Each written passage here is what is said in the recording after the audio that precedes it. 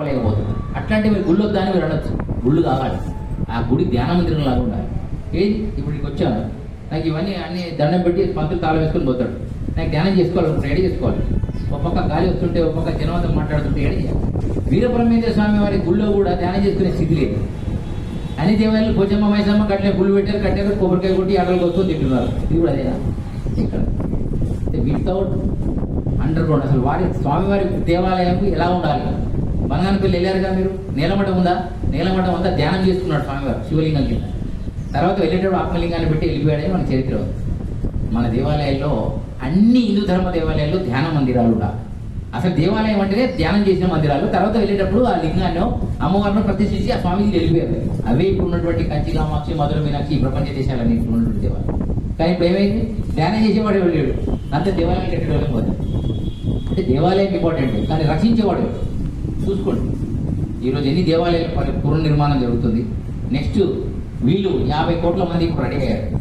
ఏదో క్షణంలో ఈ 100 కోట్ల మందిని 2 రోజులు ఒక్కొక్కటి ఇద్దరు టార్గెట్ చేసిన చాప్టర్ క్లోజ్.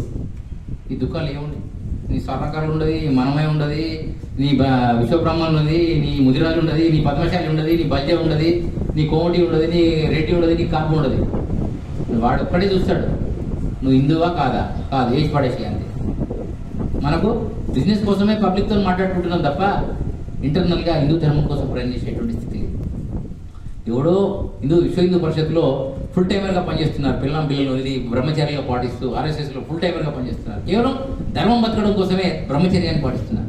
మనం అన్నీ ఉంటాయి, పిల్లలకు ఆస్తులు అన్నీ ఉన్నాయి, కానీ వారికి జ్ఞానం లేదు. తర్వాత వాడు ఏమైనా అయిపోయాడంటే ఈ ఆస్తులను దొంగలు ఎత్తుకోపోయే పరిస్థితి. అది అన్ని జాతులలో అవుతుంది. ఈ మధ్య లవ్ జిహాద్ కార్యక్రమాలు జరుగుతున్నాయి. ఆడపిల్లలు సిద్ధయ్యని ఒక్కరిని స్వామివారి లోపలేసాడేమో, కానీ ఈరోజు కేవలం విశ్వబ్రాహ్మణులలో 10,000 మంది మత మార్పిడికి గురై లవ్ జిహాద్కి గురయ్యారు. కరీంనగర్లో ఇప్పుడు 10 మంది లిస్ట్ ఉంది నా దగ్గర, సిద్దిపేటలో 8 మంది లిస్ట్ ఉంది, హైదరాబాద్లో 500 మంది లిస్ట్ ఉంది. మొత్తం ఇదే కార్యక్రమం. కారణం ఏంటో తెలుసా? కార్యక్రమం అంటే మారస్తారు పెద్ద మనుషులు, పిల్లలు ఎవరు రాడు, వాడికి ఏం తెలియదు. వాడు మసీదు పోతాడు, చర్చి పోయి దర్గాల కాడ సాయిబాబా కూడా కట్టించుకుంటాడు. సాయిబాబా సంగతి ఎంతమంది తెలుసు?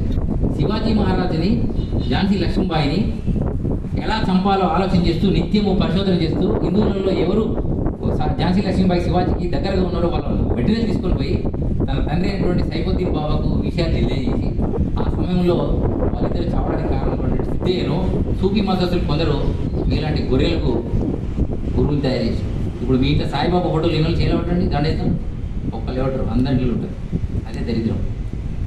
అర్థమైందా? ఇవన్నీ సత్యాలు. గొర్రె ఎవడు వాడు కాదు, మనమే. స్వామి చెప్పాడు, అరే ఎన్నడైనా నీ ధర్మము నీ మతం అంతా ఇళ్ళకి రావాల్సిందే అని సిద్ధేనీళ్ళు తెస్తే ఇప్పుడు మీరంతా పోయి అలా వస్తున్నారు. పోండి సిటీలో పోయి అడగండి. సిటీ సంస్థానం ఎవరి చేతిలో ఉంది? ముస్లింల చేతుల్లో ఉంది. ప్రధానమంత్రి నరేంద్ర మోడీ గారు ఎంతవరకు నిజమో తెలుసుకోవడం కోసం దర్శనం కోసం వెళ్ళాడు. వెళ్తే ఇక్కడ నాకు ఉగ్రవాదులు కనపడుతున్నారు, మీకు ఒక సెక్యూరిటీ ఇస్తాను సిటీ కంటే. ఏమన్నాడు తెలుసా? మా సిటీకి ఏ పోలీస్ సెక్యూరిటీ అవసరం లేదండి అన్నారు. ఎందుకు? అక్కడ ఉగ్రవాదులు ఉన్నారు, దొరుకుతారు, లోపలేస్తారు. అంటే అర్థం ఏమిటి? అర్థం చేసుకోండి. కాబట్టి వెంటనే ఇప్పుడు నేను చెప్పినటువంటి సాయ ఫోటోలను తీసి ఈరోజే యజ్ఞం లేచేయండి. నంబర్ 1 నేను ఇక్కడికి వచ్చినందుకు మీకు చెప్తున్నా. నంబర్ 2 ఏంటో తెలుసా? 4 వేదాలు మనే అంటున్నారుగా, 5 వేదాలు.